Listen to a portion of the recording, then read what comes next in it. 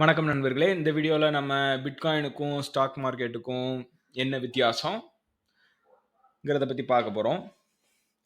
நான் ஸ்டாக் மார்க்கெட்ட எடுத்ததுக்கு காரணம், நெறைய பேருக்கு கன்ஃப்யூஷன் இருக்கும். நெறைய பேர் என்ன நெனச்சுட்டு இருக்காங்க, பிட்காயின் வந்து ஸ்டாக் மார்க்கெட் மாதிரி நெனச்சுட்டு இருக்காங்க. அத பத்தி டெக்னாலஜிக்கலா நெறைய ரொம்ப டெக்னாலஜிக்கலா தெரியாதவங்க வந்து அப்படி நெனச்சுட்டு இருக்காங்க. நானே கேள்விப்பட்டிருக்கேன். எங்க சொந்தக்காரங்கள்ல, எங்க ஃபிரெண்ட்ஸ் சர்க்கிள்ல ஓகே. அபோவ் 40, 50 இயர்ஸா உள்ளவங்களுக்கு பிட்காயின்னா மோஸ்ட்லி ஸ்டாக் மார்க்கெட் தான்ங்கிற எண்ணம் வந்து இருக்கிறது. ஆனா அது அப்படியே கிடையாது. ஸ்டாக் மார்க்கெட்ங்கிறது வந்து கம்ப்ளீட்லி டிஃபரண்ட். அது வந்து கிட்டத்தட்ட பெட்டிங் மாதிரி. ஸோ ஸ்டாக் மார்க்கெட்ல ஏன் இன்வெஸ்ட் பண்றாங்க? அதான் அந்த கேள்விக்கான பதில் வந்து புராஃபிட் தான். அதாவது ரூபாயிலேயே அவங்க புராஃபிட் எடுக்கிறதுக்காக தான் ஸ்டாக் மார்க்கெட்ல இன்வெஸ்ட்மென்ட் பண்றதே ஃபர்ஸ்ட் ஆஃப் ஆல். நம்ம வந்து எப்பலாம் ஸ்டாக் மார்க்கெட்ல ப்ராஃபிட்ட வந்து நம்ம ரூபாயா எடுக்கிறோமோ, அப்பலாம் அதுக்கு நம்ம டாக்ஸ் கட்டணும்.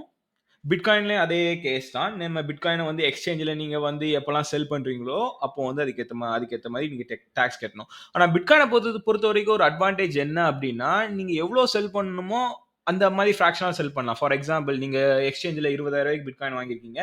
நீங்க ரூ. 1000 வேல்யூ மட்டும் தான் செல் பண்ணணும்னா, அதுக்கானத மட்டும் செல் பண்ணலாம். இது வந்து ஷேர்ஸ்ங்கிற மாரி கான்செப்ட் கிடையாது இங்க.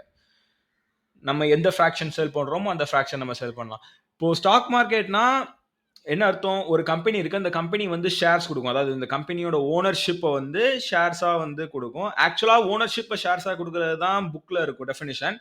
ஆனா, நீங்க அந்த ஷேர வாங்கி வச்சுட்டீங்க. உங்களோட வாய்ஸ் எந்த அளவுக்கு எடுபடுங்கிறது வந்து கேள்விக்குறி. நீங்க அதுக்குன்னா நீங்க 30%, 40% அந்த மாதிரியான ஷேர்ஸ வாங்குனா மட்டும் தான், உங்கள வந்து அந்த டைரக்டர் சாரி அந்த அந்த போர்ட் மீட்டிங்லாம் கூப்பிடுவாங்க. ரைட். அப்படியும் கூட வந்து என்ன sir at the end of the day நம்ம அந்த கம்பெனி என்ன ப்ராஃபிட் எடுத்து குடுக்குதோ, அத வச்சு தான் டிவிடெண்ட்ஸ் அது எல்லாமே குடுக்க முடியும். இது வந்து ஐ மீன் டிஃபரண்ட். நம்ம இப்ப ஒரு கம்பெனில வந்து அந்த 30%, 50% இன்வெஸ்ட்மென்ட் பண்றவங்க வந்து அந்த கம்பெனிய வந்து ப்ராஃபிட் ஆக்கி கொண்டு போணுங்கிறது நோக்கம் அவங்க அவங்க அவங்க கிட்ட இருக்கும்.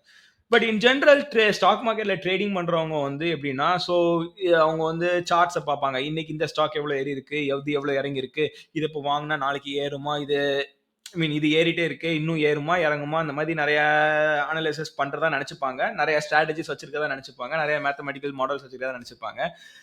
நான் வந்து ஐஐடில மேத்ஸ் படிச்சிருக்கேன்.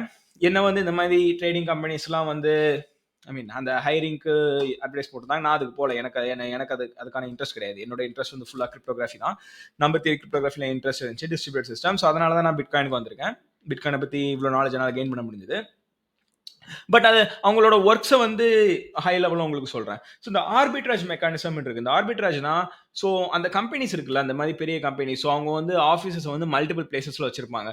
ஸோ பிளேஸஸ் வச்சிருக்கும்போது, ஸோ ஒரு ப்ராடக்ட் வந்து அந்த ஒரு மார்க்கெட்ல ஒரு பிரைஸஸ் செல் ஆகும். அதே ப்ராடக்ட் இன்னொரு மார்க்கெட்ல கொஞ்சம் அதிகமாவோ, கொஞ்சம் கம்மியாவோ செல் ஆகும்.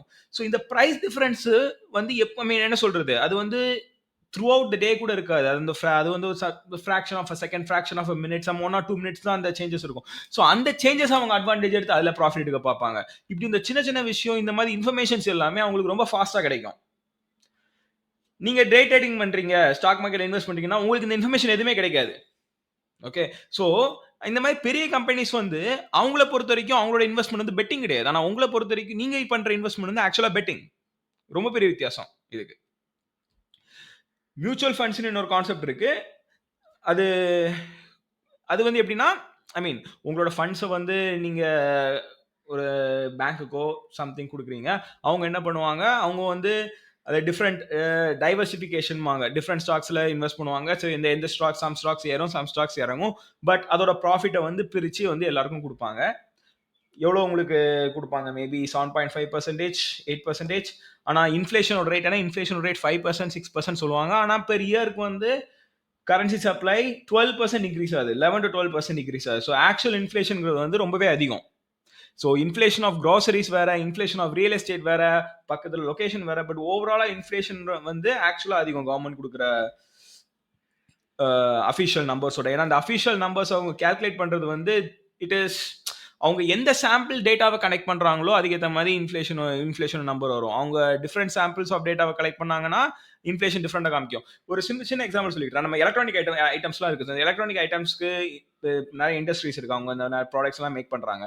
ஸோ எப்பவுமே நம்ம சயின்ஸ் அண்ட் இன்ஜினியரிங் வந்து அட்வான்ஸ் ஆக அந்த ப்ராடக்ட்டை ப்ரொடியூஸ் பண்றதுக்கான ஆக்சுவல் இண்டஸ்ட்ரி காஸ்ட் வந்து ரெடியூஸ் தான் ஆகும். ஏன்னா எஃபிஷியன்சி இன்க்ரீஸ் ஆகும். ஸோ நம்ம வந்து எக்ஸ்பெக்ட் பண்ணணும், என்ன சொல்றது, எலக்ட்ரானிக்ஸ் ஐட்டம்ஸ், அதுவும் புதுசாக வாங்குற எலக்ட்ரானிக்ஸ் ஐட்டம்ஸோட ப்ரைஸ் வந்து டிக்ரீஸ் ஆகிறதுக்கு, ஓகே, அட்லீஸ்ட் அந்த ஸ்டேபிளாக இருக்கிறதுக்கு. பட் நம்ம அதை வந்து நம்ம எக்ஸ்பீரியன்ஸ் பண்றது இல்லை. ஏன்னா அதுவும் ஆக்சுவலாக இன்ஃப்ளேஷன், எல்லா இன்ஃப்ளேஷனுமே ஒரே பர்சன்டேஜ் கிடையாது.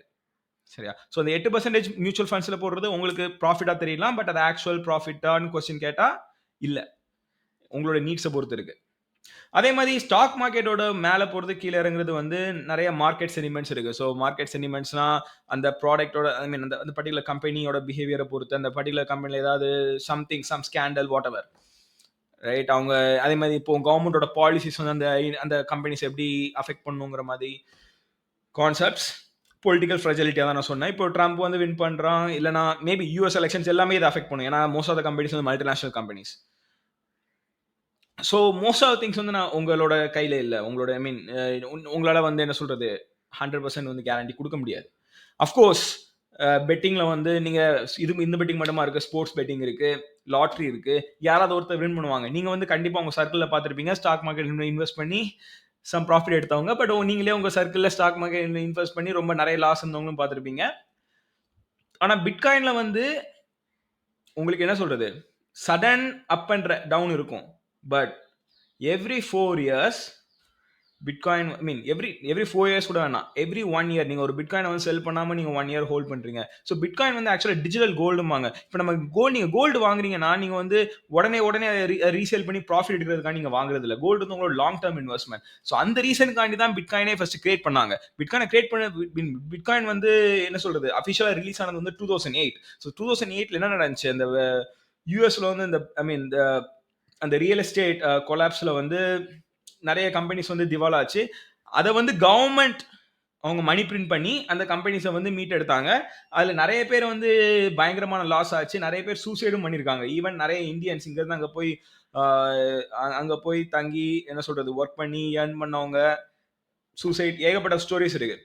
ஸோ பிட்காயினை கிரியேட் பண்ணதே வந்து இந்த மாதிரி மார்க்கெட் சென்டிமெண்ட்ஸ், இந்த மாதிரி பொலிட்டிக்கல் என்ன சொல்றது அன்சர்டனிட்டி வந்து நம்மளோட இன்வெஸ்ட்மெண்ட்ஸை ஒண்ணுமே இல்லாமல் ஆக்கிடக்கூடாது. we need to hedge our investments against these market uncertainties. Okay, இதுக்கு எக்ஸாக்டா தமிழ் என்னன்னு தெரியல, பட் புரிஞ்சிருக்கும்னு நினைக்கிறேன்.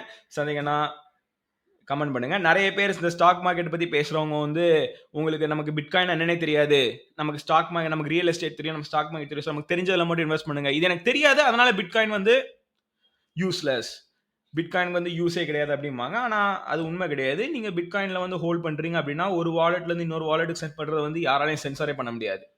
அது எவ்வளோ பெரிய பவர்னு நீங்கள் கொஞ்சம் யோசிச்சு பார்த்தா தெரியும். இப்போ நீங்கள் யூஎஸில் இருக்கிறவங்க என்ன சொல்கிறது, உங்களோட ரிலேட்டிவ்ஸ்க்கு மேபி இல்லை அங்கேருந்து உங்களுக்கு வந்து மணி சென்ட் பண்ணணும் அப்படின்னா அது ஒயர் டிரான்ஸ்ஃபரில் வர்றதுல எவ்வளோ டிஃபிகல்ட்டின்னு தெரியும்.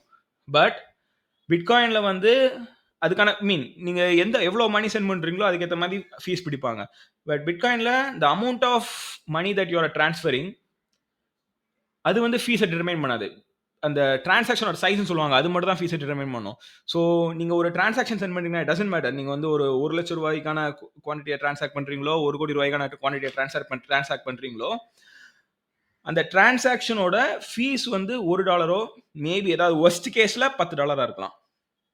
worst case scenario. But mostly less than $1 உங்களால் வந்து டிரான்சாக்ஷன் பண்ண முடியும். அந்த ஃபீஸையுமே நம்மளால் கண்ட்ரோல் பண்ண முடியும்.